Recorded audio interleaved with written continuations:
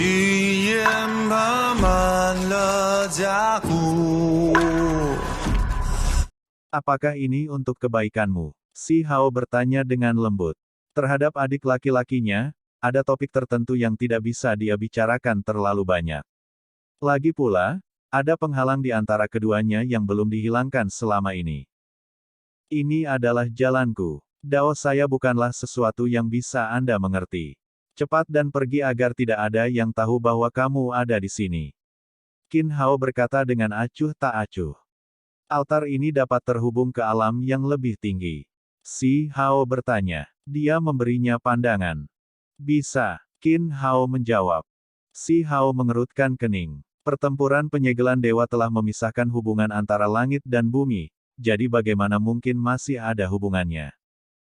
Kamu tidak perlu khawatir. Ini bukan untuk berurusan dengan Anda dan hanya tulang casting proyeksi untuk memelihara daging dan tulang saya.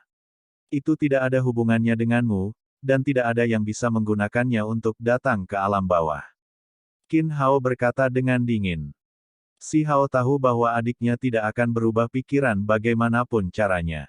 Dia mengangguk, dan kemudian mengeluarkan buah petir yang energi kematiannya sudah larut dan berkata, ini untukmu.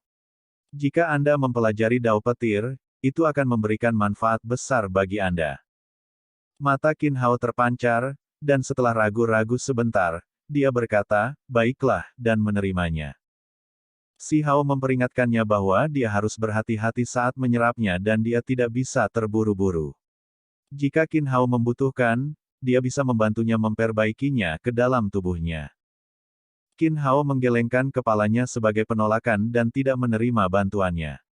Si Hao berbalik dan berubah menjadi serangga sebelum diam-diam pergi ke arah asalnya, tidak mengejutkan orang-orang gunung abadi di sepanjang jalan. Alasan utamanya adalah karena makhluk-makhluk yang menyalakan api surgawi mereka semuanya telah menghilang dari tempat ini. Kemudian, Si Hao kembali ke wilayah gurun dan menggunakan altar leluhur istana kekaisaran untuk langsung tiba di desa batu. Dewa Willow meletakkan formasi di sini, dan ada altar besar di desa yang terhubung ke dunia luar yang membuatnya lebih mudah bagi Si Hao untuk bolak-balik. Kamu mengatakan bahwa dia kembali ke Gunung Abadi. Si Ziling mengerutkan kening. Alis indah Qin Yining juga mengernyit. Dia secara alami tahu apa yang coba dilakukan putra keduanya. Ini benar-benar mungkin baik untuk pertumbuhannya, hanya saja, jika dia terus seperti ini, dia akan memiliki hubungan yang tidak dapat dipecahkan dengan Gunung Abadi lagi. Suami dan istri tinggal di desa batu selama periode waktu ini, merasa tenang dan sangat damai. Bagi mereka, ini adalah tanah yang sangat indah, tempat kebahagiaan yang langka. Mereka tahu bahwa hari-hari damai mereka telah berakhir dan mereka harus mengunjungi Gunung Abadi. Jika tidak, mereka tidak akan merasa nyaman. Ao! Paman kecil Hao kembali. Cerahkan kami untuk mencuri dari sarang burung ganas lagi. Saya ingin luan api. Itu sangat cantik dan kuat. Paman kecil Hao, saya ingin macan tutul sisik perak seputih salju. Mereka sangat berani dan kuat seperti naga. Saya mendengar bahwa mereka benar-benar setia ketika mereka tumbuh dewasa. Si Hao tinggal di desa selama beberapa hari untuk memenuhi permintaan anak-anak. Dia kemudian pergi. Segera setelah itu, Si Ziling dan istrinya kembali ke istana kekaisaran Stone Country, memberitahunya bahwa Qin Hao membutuhkan altar itu. Dia harus tinggal di sana untuk menjadi yang paling kuat yang dia bisa. Kenapa begitu? Si Hao bertanya. Dia tidak terlalu jelas tentang rincian mengenai rencana ini. Ini akan memakan waktu untuk menjelaskan. Ini melibatkan rahasia yang cukup besar, kata Qin Yining. Dia mulai perlahan memberitahunya tentang detailnya. Ketika mereka kembali kali ini, mereka secara tak terduga menemukan bahwa perselisihan internal Gunung Abadi telah diselesaikan, dan bahwa pihak klan Qin Yining telah kembali, apalagi memperoleh kemenangan yang menentukan. Perwakilan dari garis keturunan ini adalah Qin Yifan, seseorang yang pernah ditemui Si Hao sebelumnya. Tepatnya proyeksi yang dia temui di Gunung Abadi yang duduk di bawah pohon di antara hujan bunga, dewa yang tenang dan damai itu. Sementara itu, Qin Yining juga berbicara dengan orang tuanya di alam yang lebih tinggi melalui altar itu dan belajar tentang beberapa kebenaran yang sebelumnya tidak dia sadari. Gunung abadi memiliki tulang yang misterius dan tak terduga. Itu berspekulasi telah disegel dan tidak pernah disentuh. Ada tulang seperti itu. Si Hao tercengang. Dia belum pernah mendengar hal seperti itu sebelumnya. Ini bukan alam bawah, dan sebaliknya, Qin Yining melihat ke arah langit, secara alami mengisyaratkan ke alam yang lebih tinggi. Tulang itu tidak dihasilkan dari tubuh klan Qin dan sebaliknya memiliki latar belakang yang menakjubkan, tiba-tiba datang dari daerah misterius yang tidak berpenghuni, tempat tak terbatas yang sama yang bahkan tidak bisa dijelajahi oleh raksasa alam yang lebih tinggi. Dewa Surgawi Abadi telah menjelajahi bagian dalam juga dan berhasil bertahan dengan hidupnya. Dia tiba-tiba menemukan sepotong tulang. Tulang ini ditampilkan di atas altar kuno, dan setelah siapa yang tahu berapa puluh ribu tahun berlalu, itu masih membawa gumpalan darah dan sedikit kekuatan hidup. Ini hanyalah keajaiban, sesuatu yang sulit dipercaya oleh orang lain. Kita harus memahami bahwa sekali tulang terpisah dari daging, tidak mungkin masih bisa hidup setelah berlalunya waktu tanpa akhir. Itu pasti akan mengering perlahan. Seseorang sekuat dia tidak bisa melihatnya, dan bahkan teknik divinenya tidak bisa merusak tulang itu sedikit pun. Dia secara alami memperlakukannya seperti harta abadi dan menelitinya dengan segala cara yang mungkin, tetapi masih tidak dapat memahami teks tulang di permukaannya. Dia hanya bisa merasakan bahwa tulang ini sangat kuat, dan jika itu benar-benar bisa menunjukkan kekuatannya, bahkan dia sendiri mungkin langsung terbunuh di bawah kekuatannya. Setelah itu mulailah proyek Nirwana makhluk tertinggi, kata Qin Yining. Ketika Si Hao mendengarnya sampai saat ini, dia secara alami bisa menebak beberapa hal. Dia sedikit kagum bahwa di dalam wilayah misterius yang menutupi 90% dari alam yang lebih tinggi, tempat di mana bahkan Master Sekte yang kuat tidak bisa masuk, sebenarnya ada jenis tulang ini. Lagi pula itu menakutkan dan aneh. Daerah yang luas dan tidak berpenghuni itu benar-benar misterius dan menakutkan. Anda memberi adik laki-laki Anda buah petir, sesuatu yang pernah dilihat orang lain sebelumnya di daerah tak berpenghuni. Cahaya petir menutupi area itu seperti laut, membentuk laut yang luar biasa dan menakjubkan. Ada harta yang tak terhitung jumlahnya di kedalaman daerah tak berpenghuni, tempat di mana obat-obatan kuno surgawi sering muncul. Namun, itu terlalu berbahaya. Qin Yining berkata sambil menghela nafas. Lupakan orang lain, Dewa Surgawi Abadi hampir mati ketika dia hampir tidak masuk untuk waktu yang singkat. Baginya untuk dapat menemukan altar itu dan mengembalikan tulang itu adalah keberuntungan alaminya, tetapi dia benar-benar nyaris tidak lolos dengan hidupnya. Sementara itu, raksasa lain dengan status serupa, misalnya dari Akademi Zulu dan Akademi Keberuntungan Alam, cukup disayangkan. Ketika mereka pergi untuk menyelidiki tempat ini, mereka semua akhirnya mati dan dao mereka musnah. Pikiran Si Hao ada di mana-mana saat dia mendengarkan ini. Tempat di mana kengerian dan bahaya hidup berdampingan mengandung peluang luar biasa, cukup untuk membuat orang lain terbang seperti ngengat ke nyala api. Ketika saya melahirkan Anda dan alam yang lebih tinggi menemukan bahwa Anda memiliki tulang makhluk tertinggi, mereka merasa bahwa ini adalah kesempatan, bahwa mungkin saya dan garis keturunan ayah Anda bisa memelihara tulang itu, lanjut Qin Yining. Tidak mungkin tulang sekuat itu bisa langsung ditransplantasikan ke tubuh Qin Hao. Itu harus dilakukan dengan sangat lambat sehingga dia bisa terus beradaptasi dengannya. Bagaimanapun, Dewa Surgawi Abadi telah terus mempelajarinya selama ini dan mampu membuat kemajuan yang cukup luar biasa. Dia merasa bahwa dia bisa melakukan transplantasi awal untuk menghidupkan kembali tulang itu. Darah pada tulang itu telah dimurnikan ke dalam tubuh Qin Hao pada saat kelahirannya, dan kemudian proyeksi tulang itu akan dilemparkan ke dadanya setiap hari. Sejak kelahirannya, semuanya berjalan lancar. Darah di tulang itu telah sepenuhnya diserap oleh Qin Hao, dan mereka saling memelihara satu sama lain. Itu mengalir di dalam tubuhnya dengan kekuatan hidup yang semakin besar. Selain itu, setelah membuang proyeksi tulang itu ke bawah selama bertahun-tahun, pembuluh untuk menampung tulang mulai terbentuk, dan sepertinya itu akan berada di ambang kesuksesan. Masalah ini terikat terlalu banyak. Dewa surgawi abadi takut tulang itu akan melepaskan fluktuasi yang menarik perhatian ahli alam lain yang lebih tinggi ketika ditransplantasikan, jadi dia menyimpan Qin Hao di alam bawah.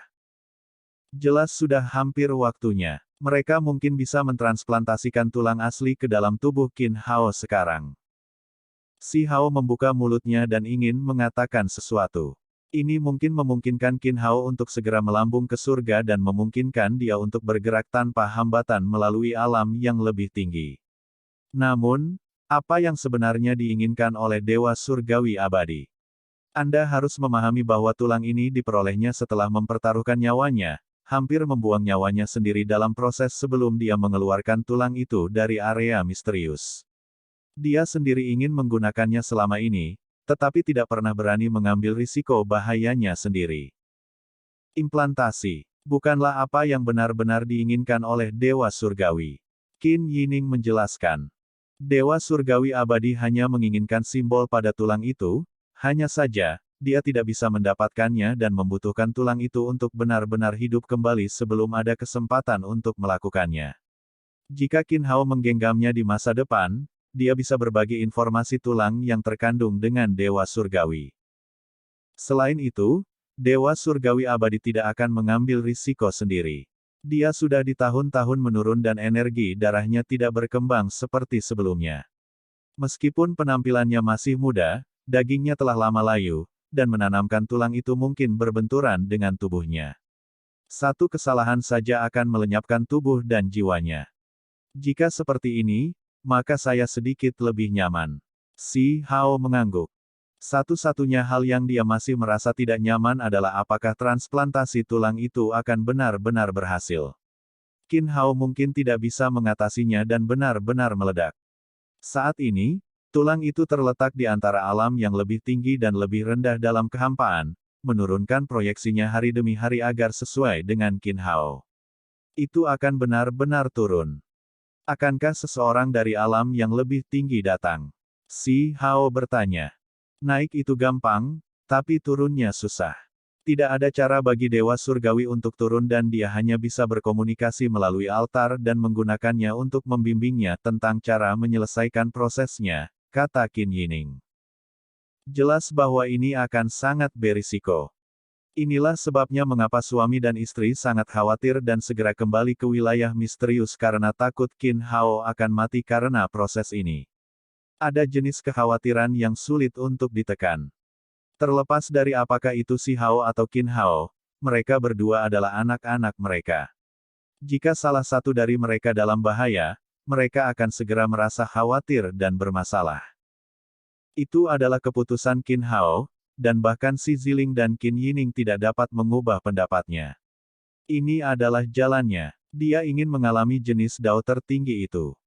Demi tulang, apakah layak mengambil risiko seperti itu? Si Hao berkata dengan lembut.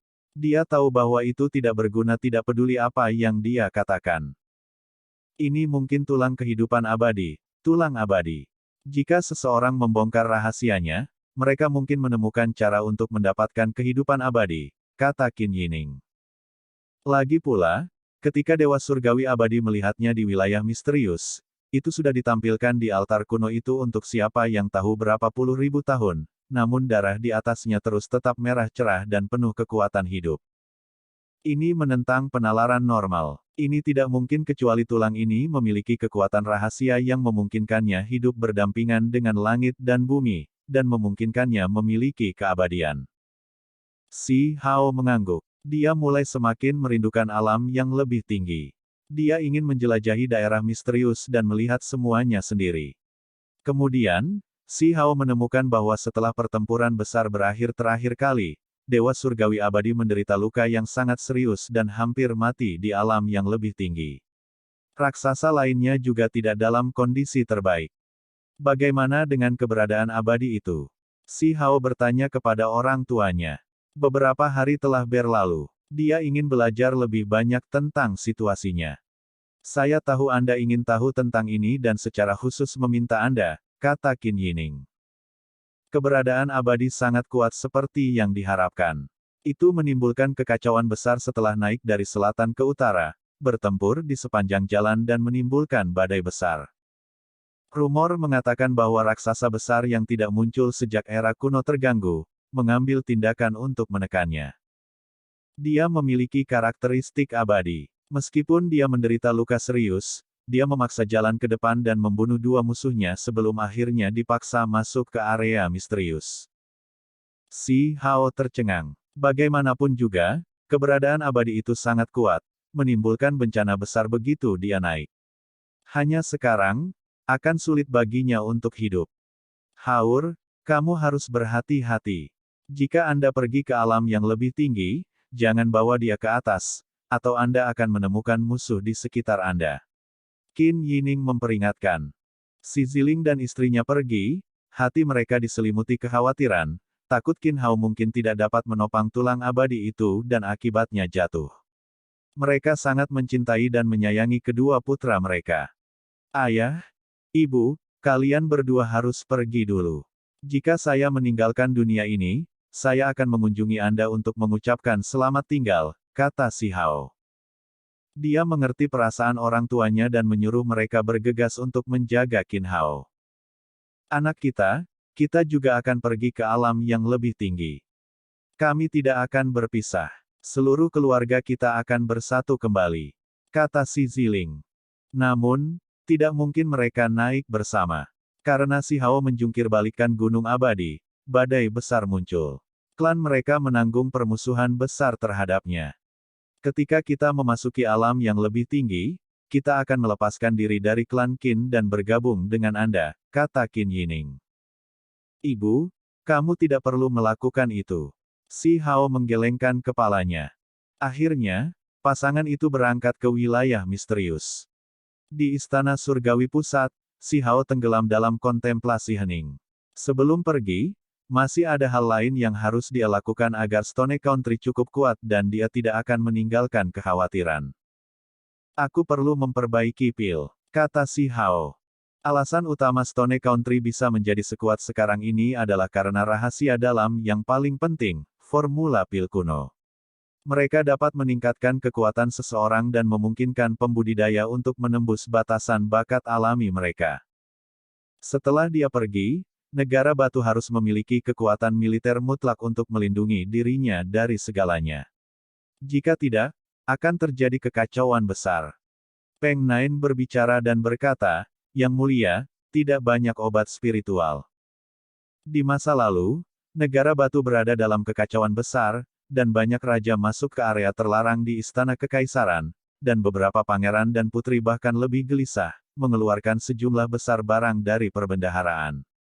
Untungnya, masih ada perbendaharaan batin. Adapun taman pengobatan spiritual, mereka tidak dapat lepas dari tangan mereka dan akhirnya hampir sepenuhnya dicabut. Tidak ada salahnya. Bukankah ada beberapa pengikut feodal yang tercermin setelah memberontak sebelumnya? Kemudian kirimkan beberapa obat spiritual, kata si Hao dengan dingin. Dimengerti, aku akan melakukan apa yang kamu katakan. Kata Peng 9. Dia sekarang memiliki kekuatan absolut. Sebelum bencana besar, dia akan menjadi ahli tertinggi, dan sekarang, dia telah lama maju dengan lancar. Beberapa hari kemudian, aliran tak berujung dari semua jenis obat spiritual dikirim, dan ladang obat Istana Kekaisaran Negeri Batu segera mulai mengeluarkan aroma yang luar biasa. Bunga-bunga indah melepaskan kecemerlangan dan kemegahannya. Dapat dikatakan bahwa tempat ini menjadi pemandangan yang sangat luar biasa. Kabut bersinar yang setipis asap mengepul. Ini adalah pelepasan spiritualitas, pusaran esensi ramuan obat. Sangat harum. King Feng muncul dan duduk untuk berlatih. Si Hao berjalan di sekitar taman dan melihat semua obat spiritual. Dia melepaskan desahan. Ketika seseorang berdiri dari ketinggian ini, kemampuan untuk memindahkan sejumlah besar sumber daya memang tak terbayangkan. Demi beberapa batang obat spiritual, dia telah mengalami kesulitan besar. Dia mencari dengan hati-hati di Hundred Shattering Mountains dan bertempur hebat melawan orang lain untuk mereka. Sekarang, sebagai Kaisar Batu, hanya beberapa hari setelah mengeluarkan perintah, berbagai jenis obat spiritual yang dia butuhkan semuanya dikumpulkan. Itu terlalu besar perbedaannya jika dibandingkan dengan masa lalu. Kuali obat perak yang mengalir dengan lapisan kemegahan yang berharga dibawa dari perbendaharaan. Itu sangat kuno, tetapi tidak tertutup debu. Sepertinya itu baru saja dibuat. Ketika dia membuka tutupnya, gelombang aroma obat sudah tercium seolah-olah pil spiritual baru telah disempurnakan meskipun dia belum mulai memurnikan obat-obatan. Ini tanpa diragukan lagi adalah kuali berharga yang telah memurnikan obat selama bertahun-tahun. Itu telah lama diliputi dengan karakteristik obat yang tak terbayangkan dan telah menjadi harta pil Dao yang berharga. Selain itu, ini adalah artefak magis yang disempurnakan oleh dewa. Peng Nine memperkenalkan bahwa ini adalah benda suci yang digunakan secara khusus oleh Istana Kekaisaran Negara Batu untuk pemurnian obat. Warisannya tahan lama dan sudah ada sejak zaman kuno. Si Hao mengangguk. Kuali obat ini tangguh, objek kelas surgawi sejati. Ketika digunakan untuk memperbaiki obat, tingkat keberhasilan akan meningkat pesat. Itu juga kaya dengan esensi obat yang telah lama meresap ke dalam dinding kuali.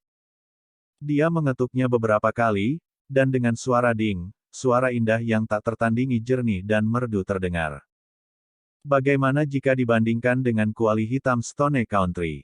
King Feng bertanya. Kuali itu sangat misterius. Saya tidak bisa melihat melalui levelnya. Si Hao menggelengkan kepalanya. Asal-usul Stone Country berasal dari kuali hitam itu.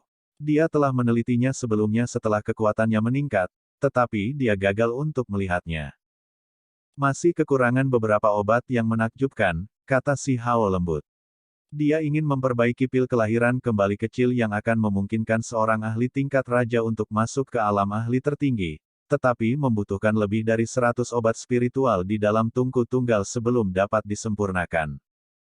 Hanya saja, beberapa obat terlalu langka, dan bahkan jika mereka mencari di seluruh dunia di bawah langit, masih akan sulit untuk menemukannya. Mengontrol suatu negara tidak berarti dia bisa melakukan apa saja, dan itu tidak berarti dia bisa menemukan semua obat yang dia butuhkan. Si Hao memiliki beberapa batang obat ajaib dalam koleksinya, misalnya rumput emas, emas waktu mengalir, anggrek bintang ungu, dan lain-lain. Dia mendapatkannya dari ibu kota obat, dan saat ini, dia mengeluarkan semuanya. Namun, dia masih kekurangan beberapa. Saya kehilangan bambu musim semi kuning. Rumor mengatakan bahwa barang-barang ini telah muncul sebelumnya di makam barat, tetapi saya tidak melihat terakhir kali saya pergi. Si Hao mengerutkan kening. Dia tidak akan pergi ke sana lagi tidak peduli apa yang orang lain katakan padanya. Tempat itu terlalu aneh, dan ada terlalu banyak misteri. Bola mata di atas altar Western Tomb World juga berlumuran darah yang sepertinya abadi. Itu benar-benar mengerikan. Selain itu, ada tengkorak kristal dan tulang lengan emas yang tampak cukup istimewa. Mereka jelas bukan milik individu yang sama. Mereka sangat jahat. Si Hao duduk di dalam bidang obat dan menghirup aroma menyegarkan. Dia melihat obat-obatan spiritual yang berkilau dan gemerlap satu demi satu dan mulai merasa agak enggan untuk mengambilnya. Akhirnya, dia menggunakan api Dao untuk menghangatkan kuali obat perak dan mulai memperbaiki obat. Dia hanya memetik bunga dan daun dari obat-obatan ini dan pasti tidak akan merusak akarnya, sehingga mereka bisa tumbuh kembali di masa depan. Dia tidak perlu khawatir tentang mereka yang benar-benar kelelahan. Kuali perak besar mulai bersinar, dan batang obat spiritual ditambahkan satu demi satu. Simbol-simbol di dinding kuali berputar-putar, melepaskan kabut tebal yang seperti energi abadi. Sungguh pemandangan yang menakjubkan. King Feng tercengang. Si Hao memurnikan obat-obatan sambil memberikan petunjuk kepada King Feng tentang bagaimana memperbaiki obat-obatan spiritual dan bagaimana mengendalikan api. Dia tidak memasuki kuali untuk memperbaiki dirinya sendiri. Seiring dengan penelitian dan pemahamannya yang lebih dalam, ia menjadi dapat langsung memurnikan pil dan tidak perlu memasuki kuali sendiri untuk menyerapnya. Selama seluruh proses ini, si Hao tidak punya pilihan selain sedikit terganggu. Dia melihat kaisar kupu-kupu seperti sedang melihat pencuri. Makhluk kecil ini benar-benar rakus, dan ia tidak ingin apa-apa selain diizinkan terjun ke bidang kedokteran untuk memusnahkan tempat ini. Meskipun ada beberapa obat ajaib yang hilang, ada beberapa batang di dalam kebun obat yang jarang terlihat dan bisa menggantikannya. Si Hao merasa bisa berhasil. Obat ini sangat aneh. Daunnya berbentuk kura-kura dan berwarna hitam mengkilat. Namanya sepertinya cocok juga, Turtle Leaf Orchid. King Feng telah memperoleh sedikit pengetahuan. Wewangian tercium di udara. Kabut tebal melonjak, membuat tempat ini agak tidak jelas. Sesosok kecil emas sedang duduk sambil melantunkan kitab suci. Ini, Si Hao tercengang. Kuali obat memiliki roh. Itulah esensi karakteristik obat yang telah mengembun menjadi roh kosong. Ada seseorang yang selalu melantunkan kitab suci saat memurnikan obat sejak zaman kuno, yang memungkinkan kuali untuk mendapatkan kecerdasan, kata Peng Nain. Si Hao terus-menerus memasukkan obat-obatan, banyak di antaranya sangat berharga. Di antara mereka, anggur merah tua adalah yang paling berharga. Ini melebihi obat spiritual normal dan memiliki kesempatan untuk menjadi obat surgawi. Anggur Phoenix darah adalah obat yang sangat langka. Bahkan jika seseorang mencari semua alam bawah, mereka tidak akan dapat menemukan lebih dari beberapa. Tangkai yang mencapai tahap ini bahkan lebih jarang terlihat. Itu sepenuhnya merah tua, dan tubuhnya yang berkilau dan tembus cahaya yang panjangnya kurang dari 1 meter seperti Phoenix darah yang melebarkan sayapnya. Daun dan batangnya memancarkan cahaya warna-warni yang mempesona. Ini adalah obat berharga yang dilindungi Peng Nain hari itu, dan saat ini, itu telah menjadi salah satu obat paling berharga di Istana Kekaisaran. Bahkan memiliki kesempatan untuk menjadi obat surgawi. Si Hao memotong sepotong dan memasukkannya ke dalam kuali obat. Sebuah hong terdengar, dan cahaya warna-warni merah mewarnai seluruh langit merah. Seekor Phoenix darah melebarkan sayapnya dan terbang ke udara, menciptakan pemandangan yang mengejutkan. Dia meletakkan tutupnya dan mulai memurnikan obat dengan api daunnya sendiri. Sehari kemudian, kuali berdering dengan suara dang-dang dan tutupnya sedikit terbuka. Cahaya keemasan berkedip dan energi berharga melonjak ke langit. 3 pil emas berguling-guling di dalam, terus-menerus menghantam dinding kuali seolah-olah mereka memiliki kehidupan. Mereka berkilau dan tembus pandang. Keberhasilan. Si Hao berteriak gembira. Dia mengeluarkan 3 wadah batu giok dan dengan cepat menyimpannya. Pil kelahiran kembali kecil berhasil disempurnakan dan sudah disingkirkan. Masih ada aroma obat yang harum menyebar dari kuali. Kabut warna-warni terus melayang.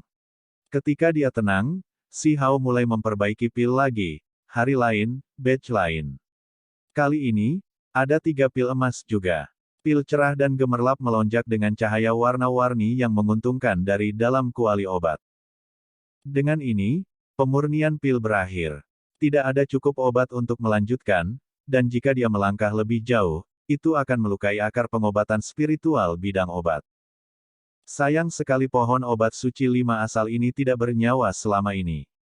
Kalau tidak, saya akan bisa memetik beberapa daunnya. Si Hao berkata dengan lembut.